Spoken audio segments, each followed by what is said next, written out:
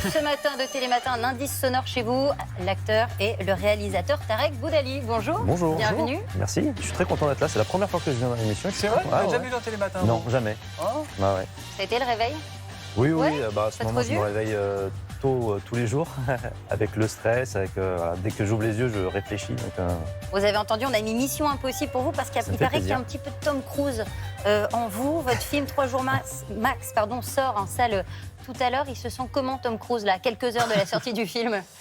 Tom Cruise, je sais pas, mais moi, un petit peu stressé. Voilà, un petit peu stressé. J'attends d'avoir les retours du public. C'est vrai que jusque maintenant, j'ai fait quand même 150 cinémas en avant-première.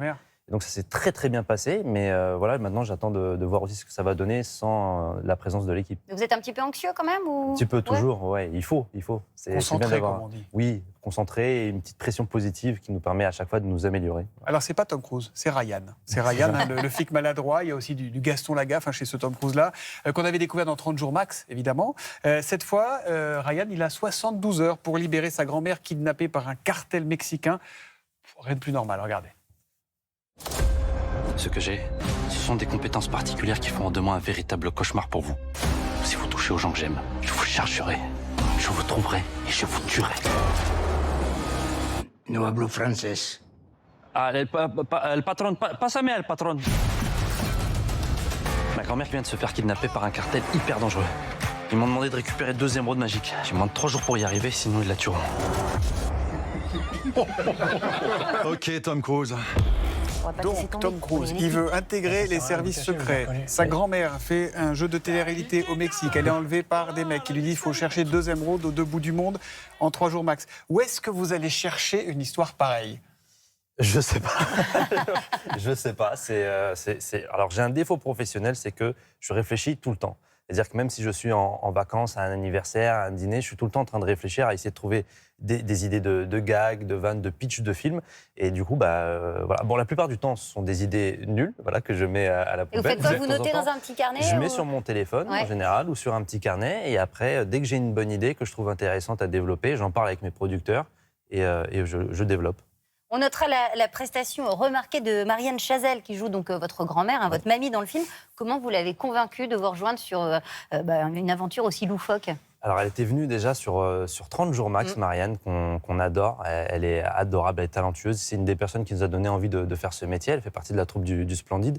Et c'est vrai que quand on lui a proposé le scénario de 30 jours max, elle est venue directement. Franchement, ça s'est super bien passé. On a fait une petite réunion, elle et moi. On a parlé de ma façon de voir les choses, comment jouer son personnage, etc. Et elle a tout de suite adhéré. Elle est géniale, franchement, elle est super. Elle nous a fait un très beau cadeau en venant sur... Il commence à y avoir une filiation très marquée entre la bande à Fifi, hein, Philippe Lachaud et vous tous, et puis le Splendide. Gérard Jugnot en a parlé, Ouais. elle est là. Il y a eu Christian Clavier aussi. Christian Clavier. Les points communs, c'est simple, hein, vous êtes connus à l'école, vous avez fait du théâtre ensemble, donc vous faites du cinéma ensemble. Elle vous plaît cette comparaison ou elle vous pèse, ou elle est lourde à porter? Non, bien sûr que c'est hyper gratifiant qu'on nous compare au Splendide. Après, nous, on ne se compare pas du tout au Splendide. Le Splendide restera le Splendide. On n'est pas du tout à leur niveau, mais franchement, oui, bien évidemment, ça fait plaisir. Nous, on est hyper contents parce que, voilà, comme je disais, nous, ce sont des personnes qui nous ont donné envie de faire ce métier, de les avoir sur nos plateaux, de leur donner la réplique ou de les diriger. C'est comme un rêve pour nous. Donc, Ils vous impressionnent ou pas quand vous êtes face bien à sûr, eux? et Ouais. puis franchement, on apprend aussi avec eux. C'est-à-dire qu'ils ont une telle expérience, une telle aura, une façon de jouer, c'est très technique ce qu'ils font. Donc forcément, quand on est en phase 2, on apprend aussi. Il y a aussi un casting de dingue dans votre film. Il y a José Garcia, Michel Larocque, Rossi de Palma, Chantal Latsou. Vous avez un réseau de dingue, vous?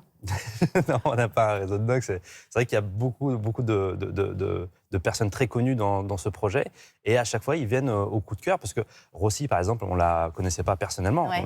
On la connaît professionnellement, mais pas personnellement. Et elle est venue, pareil, directement au coup de cœur. On a fait une petite visio, parce qu'elle n'habite pas en France. Et franchement, ça a tout de suite matché. Et elle est extraordinaire, cette femme. Elle dégage un charisme de dingue. Et puis, elle amplifie les scènes. Et pareil pour Chantal Latsou, pour Franck qui fait une petite apparition, Michel Larocque qui est là. Enfin, franchement, on est José Garcia. José Garcia, il est Garcia, magnifique. il est génial. Il est Super, il est magnifique du début à la fin, Oui. hein, José Garcia. Du début à Même la si on ne le fin, voit pas tout le long, exactement. il est magnifique.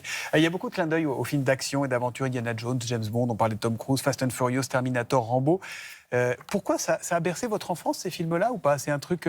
Ouais, moi je suis fan de blockbusters depuis que je suis gamin. Donc en général, quand je vais au cinéma, soit je vais voir des blockbusters américains, soit je vais voir des comédies. Et je me suis dit, ce serait pas mal de faire un mariage justement entre ce côté spectaculaire et la comédie. Parce que quand je vois ces films-là à la Mission Impossible, donc je trouve ça super, hein, vraiment, j'en prends plein les yeux.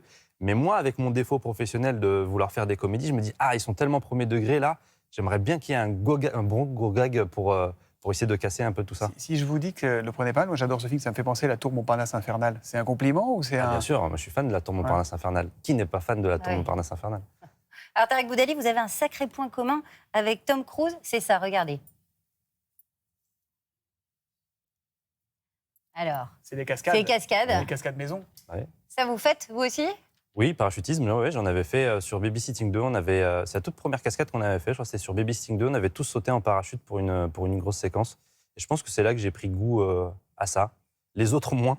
Ouais. Philippe, Julien, ils aiment un petit peu moins les cascades, mais moi j'aime énormément ça. Mais vous avez été formé pour faire les cascades? Comment ça se passe? Ça dépend de la cascade que vous faites. C'est-à-dire que les cascades que j'ai fait sur 3 jours max, notamment, il n'y a pas besoin d'une grosse formation. Il faut juste être prêt physiquement pour éviter les bobos, les blessures. Mais sinon, non, il n'y a pas de formation spécifique pour ces séquences-là. Sans rien dévoiler du film, il est beaucoup question du DJ David Guetta. Oui. Il ne joue pas dans le film, mais il est omniprésent. Oui. Vous en avez parlé? Faut demander une autorisation dans ces cas-là ou pas?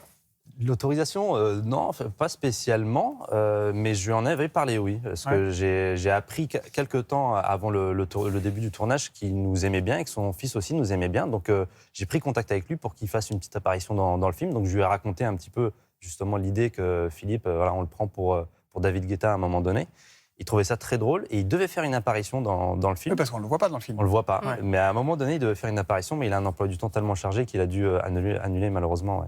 Et en même temps, Philippe Lachaud, Ça a dû lui faire il est plaisir. plus vrai que vrai. Bon, parmi